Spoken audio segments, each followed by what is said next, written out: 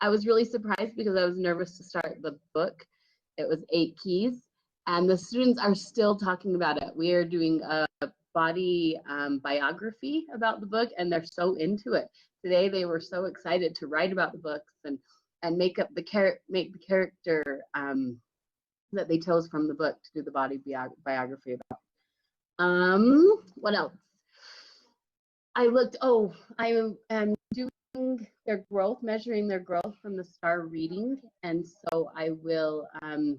We tested at the first of the year, and we just tested because term 1 just ended. So we just tested, and I've seen some growth. There's been some hope, and then some have dropped. Most of my students are in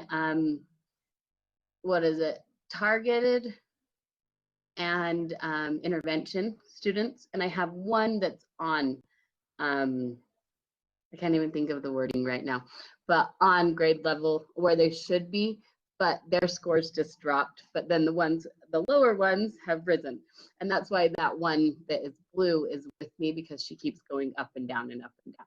So hopefully by doing these reading strategies, she will grow by the end of the year, is what I'm hoping. Let's see.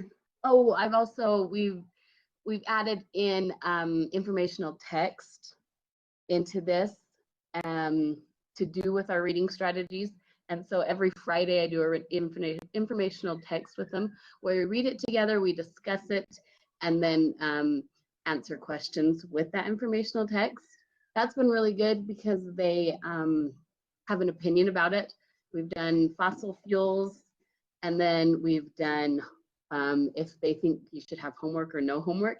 So they're hot topics, and they just discuss and discuss. It actually takes us 2 weeks to cover one article because they get really invested in it. And they have graphic organizers and different response strategies that we use for them to answer that. Yeah, what else am I missing? You're not missing social change. That's going to be the big thing too. They're going to be excited because you're excited. I want to read it. Yeah, and they're so excited. Like, these are students who, I've added into it. Every day we do fluency for 2 minutes, and then we do a word bank. And we pull that word bank from the books we're reading. So we'll be reading a book that day, and they're like, they can't say a word right, and they're like, hey, Mrs. Green, do we need to add that to the word bank? And so they're really like, oh, that's my word. That's the one I added. They're up to about, I think it's 24 words. And then at 25, I'll start pulling out other ones and adding in more. So I'll keep it, the top will be about 25 in my word bank. But I do think the social change. Yeah, I do think the social change has already happened because they are excited about Fridays. Normally we have half-day Fridays, and normally students would try to miss, but they come just so they can discuss and voice their opinion. But yeah, I think Chris, what do you think? I think she's right on target. I think she's right on target. I wish there was a way to measure teacher excitement. Yes, that's the key too. To bring in what effect that has on your research. So, yeah. Well, thanks. Jody, want to go next? And Melissa in the same room? Okay, so mine's different. The overall problem is still the same. Our students aren't reading in the secondary schools, and they all took a Lexile test. We took a Lexile test, every student, 7 through 12 in our high schools and 6 through 8 in my school. And less than a third of the students are reading on the Lexile level that the state says that they should be at a grade level. So the problem is they're not where they should be on their reading. And so the rationale for me going forward is to improve that. And as I've looked at the research, there is a lot of research showing that students, when they hit those secondary grades, they just really lose interest in reading. And so a lot of the research is saying the more they read, the better they will get. So the guiding question is that if students are required to read and answer questions while they are reading, every day will it improve their reading so that they can get to their Lexile level. And so what we are doing, every student will be doing Achieve 3000 for 15 minutes, and they will complete 2 lessons. And in that lesson, there are vocabulary, there's reading, there's comprehension, there's writing, there's listening, and they are to complete 15 minutes every day and 2 lessons. And we are hoping by the end of the school year, their Lexile levels, at least we can be at 50% on their right Lexile levels. I went with this approach because I had so little control over what teachers were doing in their classrooms. This is required. Every teacher has a week that their students are doing 15 minutes. So every teacher shares the load. And I'm hoping that this will help students see that they can read difficult material. You are really lucky. The district said they were required, or you said they were required. What was making them do it? I want to know. The district Wow. is. Boy, you got support. That's wonderful. You have support. Wow. Yeah, I'm hoping the program is worth what we're paying for it. I've never used it before. I think you're on the right program. These children need to read. You're so right. So right. Chris, any comments? Anybody else? That's a major project. Well needed. We all wish you good luck. I wish you good luck. I think that you've got some of the best things that you've got going for you right now is that how systematic you're trying to make this, and how explicit and the expectations for what will be done, and follow through on those expectations and observing them might be most difficult. And this is actually, their Lexile level shows up on SIS, so parents see it. The superintendent has spoken at 2 football games at the high schools to encourage parents to look. Wow. So, yeah. Boy, you're lucky. You're one lucky lady to have support behind you. Yep. Yeah. Melissa. Yeah, so similar in the secondary setting, I've taken it down to about 20 students that I work with that are some of the lowest level students. So I have grades 9 through 12th. And a few years ago, we adopted Lexia programs, both the rapid assessment for school-wide assessment and Power Up program as their intervention program. And it's computer adaptive, so it meets the students where they're at, and does word study, which is kids who struggle still with decoding, and there are quite a few of those that still struggle with all of that, and work on comprehension, and then they have a grammar component. But anyway, and students have been using the program last year, and we saw that students who used the program did make gains, but students were not engaged with the program. And so my problem that I needed to address was I had a really good program that could meet each kid on their individual level, but kids were not motivated to use the program and were not logging in the minutes that they needed to in this program, the Power Up program. So my problem is to try to get them to utilize the program for more minutes and complete more units within the program, and try to raise their reading scores. Have you tried chocolate? Yeah, I did use a little bribery. We're trying to. I've read a lot of research on motivation, which is hard with the computer adaptive program, but at the same time, I knew the students weren't realizing what the program could do for them. So the 2 parts of my my project are, I wanted to do more direct instruction, taking it from the program, so using the graphics and the language that they're familiar with, so I can take the lessons from Power Up. So I have teacher access, so I'm trying to do direct instruction for, I'm switching, okay, how do I say this the easiest way? So depending on the instructional focus, and I'm going to go from comprehension to word study to grammar, I'm pulling out some direct instruction before they work on that area. So they see more of a connection of, oh, what we're going over with novels and different things I see in this program that we're using every day too. And then the second piece is I developed a Power Up Partner Up, where after their Power Up time, they're filling out a tiny kind of exit ticket type sheet where they're putting their focus of study, which we're all doing the same focus of study at the same time. I'm trying to see if that helps. So if it was in comprehension, they'd then put circle comprehension and put how many units they completed. And they're writing down what they did today, how it connected to what they did yesterday, and how it will improve their reading. And they're just doing that quickly and then quickly partnering up with someone to share their units and what they learned.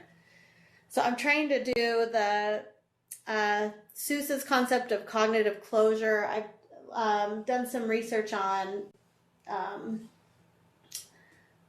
The Skill, Will, and Thrill of Reading by Fisher and Fry, and with the Hattie metacognition. So I'm trying to tie in some of those theorists and try to tap into what might be motivating.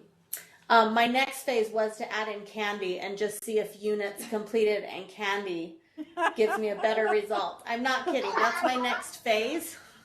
So can I tell you what we do? Yeah, Brindy, I still needed your sheet. This is, It has worked. Like, I have students that have like hardly done any Lexi at all. And this year, like the teachers that taught before, they're like, how are we getting them to do that? And it's just because every week they track it. They come up to my desk, they track it. And for every 20 units, I give them a prize. And they're supposed to get at least 300 by the end of the year. So all of mine have hit at least 100. Yeah, that's my next strategy. So high school is a little different than middle school. I found that they don't. But these are 8th graders. Like, they're the higher middle.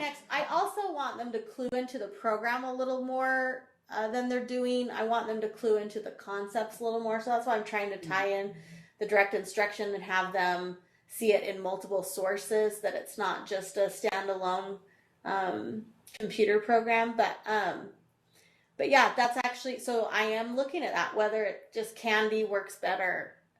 Not that I'll take away good instruction. My treats are like gum. My treats are gum, like the small packs of gum and like pencils and things like that they want. So yeah, I'm definitely incorporating that. And then my social change is just teenager motivation. I'm just having, I know they're engaged for the things like Brindy said, when we have debates with our novels, with really good literature that they enjoy. I get the motivation there, but they are missing huge holes of knowledge in decoding and missing huge chunks of just the basics that they need. And so they still need time with these basics throughout high school. And so we're trying to hit it off. So that's my plan. I think you're right on track. Just don't get yourself so involved. You're going to burn yourself out. You're going to a million ways. Kind of focus on a couple of foundational ones. Yeah, it sounds hard, but the main things are the direct instruction from the program, having them see it in another element, and have them think about their learning are the two main. So I made it sound a little more convoluted as I was trying to explain how I was doing. We all want candy, but and then it'll probably be candy. Who knows? Go to all this work. Chris, anybody else want to comment? What led you to using the Power Up at the high school level? So I researched a few programs, and Power Up, and granted, this was 3 years ago. I had to beg, and I researched 3 different programs, and Power Up was the one that I found that was the best to be done independently as far as an intervention program. Like, as I looked at the other programs, and there's more now. That's the problem with these programs. I'm like, iReady is another one that now we're looking at too, because Power Up just changed their rapid assessment. They're doing away with it, and that was our school-wide assessment. So now if we can't, use Power Up to get a school-wide scores, I don't know, we'll have to switch programs, which makes me crazy with these programs. But Power Up, I do feel, is, for a computer adaptive program, is very thorough. It's very, it just is able to give really good instruction at each individual level, which I used to teach younger grades. And when I moved to higher grades, they're also different to try to do fluency and the different things that I had done in the younger grades. There were just too many different levels, too many kids at too many different levels. So Power Up is a way that they can still get those basics that they need. But it's everyone's working at their own level in the same classroom, and there's just no time in secondary. It's like you don't have pull-out time. You don't have any. You only have your flex time, which we only recently got, the kind of remediation time, which sometimes kids are in with the core subjects doing remediation. So with high school, there's no time, and you have no consistency of teachers. So this program is a way that the school can address, hey, your kid's not on grade level. What are you going to do about it? And the school actually has an answer. We have this program. Everyone who's not on grade level should be using this program in their, we call it XLT or flex time. And so at least it's something, because it was just so embarrassing to not have any program to, address. Thank you. Consistency is so important, right? You've got a big chunk full too to do. Wowie.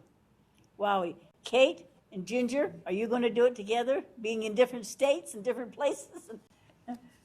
Kate and Ginger, who wants to talk?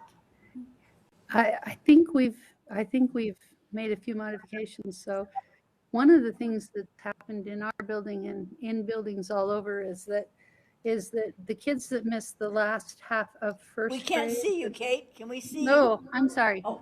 Can you see me now? Yep. Kind of. So I think one of the things that happened to us is that kids all over that missed the last half of first grade missed the end of the phonics and the blending piece. And so in our school, more than half of our first graders are reading at the maximum intervention level. So they're red in Dibble's scores. And so when we talked to the principal about how serious that was, because fourth grade looks a lot more like reading to learn instead of learning to read. When we talked to our principal about that, he said, yeah, we've been talking about that in principal's meeting and everybody else is in the same boat. So don't be too worried. And so I nearly fainted dead on the floor. But I noticed that he's channeled, every time somebody new arrives, he channels them down to us. So we're getting more and more help, and that's been really good. I wanted to go back and do phonemic awareness, but as I started that, my third graders were really pretty competent. Only my students with serious hearing deficits were struggling with phonemic awareness, and so our speech department picked that up, and I thought that was good. So that piece that we were going to do, we've dropped, but we added more phonics and more blending and more chunking and more syllabication. And I put it on slideshows so that it didn't take 45 minutes, but I could run it in about 12 to 15 minutes. We added the vocabulary to that. Ginger is running a phonemic awareness with our resource kids, and she's doing system 44 in her room. She's had a few challenges. You want to talk about that? I don't know if I'm allowed to talk about that, other than I've started an autism/behavior unit since school started. And so this project has taken a back burner, but that's up and running. So now I'm ready to help with this. Right? Right. So one of the challenges that happened in our building that Ginger isn't really talking about, but I will, is that 2 students who were in self-contained behavioral units out on the front moved into our building, and they moved with no supports, and the parents just put them in school without any of the stuff for that. And it's been an interesting and difficult start. And the parents are totally amazed that our district just doesn't exactly have a behavioral unit. Like, we don't have one at all, and we don't have people trained to deal with what happened with students that are violent. And so our school has had some challenges as well. But anyway, we're up and running, and our program's going. And so our hope our hope, we went back and we're working on the research, but the research really is out there, and even in the National Reading Panel Awareness, they talked about research-based practice, which teach phonics, teach blending, teach all, and that the kids had to have a basis for reading. And so we're doing those very things that our reading program hasn't been strong in, and we're doing them every day. And I think we're going to see some results. The other thing that we did was that I had a whole batch of kids that were just not reading, and we've gone back and leveled those out so that they're not just watching us read the third grade reader.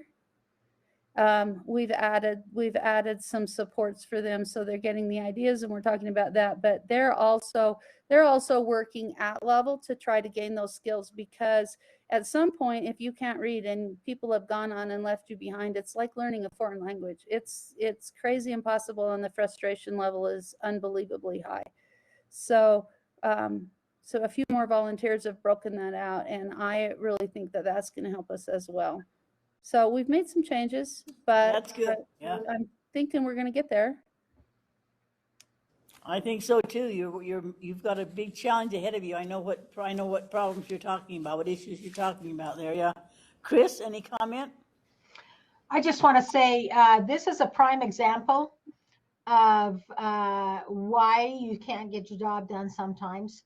And I really applaud you guys for keeping moving forward, because that's what you have to do. And just don't give up on it. You're going to get there. So keep working on it. I think one of the things that I thought we would have that we don't have yet, I thought we would have more solid results and we would be able to see it, but it's going to be a longer haul than that. And I think we will have a better idea at the end of a whole year instead of at the end of a semester. So I expect that we will do some extending and some changing there as well. That's why I told you don't have to have these projects completed by December 15th. You're just going to report on your progress up to that point, because some of these went 2 and 3 years. It evolved and people went bigger. So yeah, you're doing fine, Kate. Keep smiling. Tiffany, are you there? I am here, and I have a. Would you like to report on what you're learning or doing, or telling us what you're up to, or please? What I'm learning from all of you is how flexible you are, and really this foundational practice of phonemic awareness. So I've heard several mention it, right? Lauren and Kate and Ginger. And how are you assessing phonemic awareness aside from Acadians? What is there something you're using? The biggest assessment that we've been using for that is called the PAST, and it's a free specific phonemic awareness assessment that's available. You can Google it. It's called the PAST, and it practices deleting syllables, deleting certain sounds and words, substituting different sounds, seeing if kids can manipulate sounds and words, and that they are comfortable in their phonemic awareness. We're doing Anybody that else? same thing, and that's helping us too. And it's Anybody something else? you have to administer one-on-one, yes? Correct. Yes, you do. Do you do it? Do you use a para to do that? Our principal had us do that assessment. The first week of school, we're out half day that first week. We had parents sign up to come in and do appointments. So we tested that second half of those days. The kids came in for a 20-minute appointment, and sorry, my microwave's beeping. But that's when we administered that assessment. So it wasn't during the kids' school hours, but the parents brought them back in so we could administer that. And is it a beginning, middle, and end of year? That's when we will give it, yes. Okay. Thank you, Lauren. Yep. Thank you, everyone. To take a break now. I'll talk to Chris, catch her up on and see what she thinks about things. And then when we come back in 10 minutes, she has some training she wants to tell you about. So we'll take a break right now. Thank you, everyone. December 15th now is the same thing, telling us what point you're up to. Okay, take a break. Chris, are you there? I am. Did you look at the agenda? Would you look at the agenda a minute? Let me show you something that we were talking about and see. Go to modulars, please. And I'll go just to the, Yeah, I'm just watching it on your Okay. screen. go to the agenda. Okay, I didn't know how to handle the fact that we're not supposed to go and visit.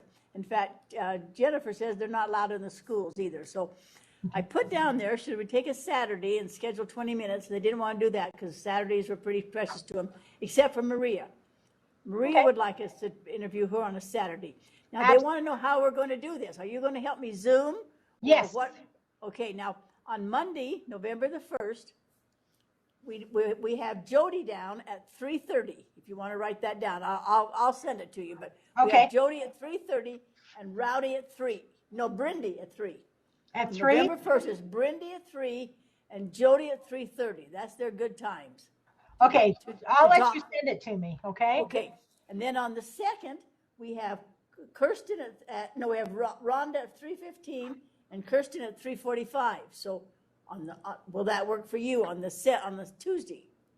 Yeah, I teach college class. I teach an you- ESL class Yeah, at you're bilingual? 5.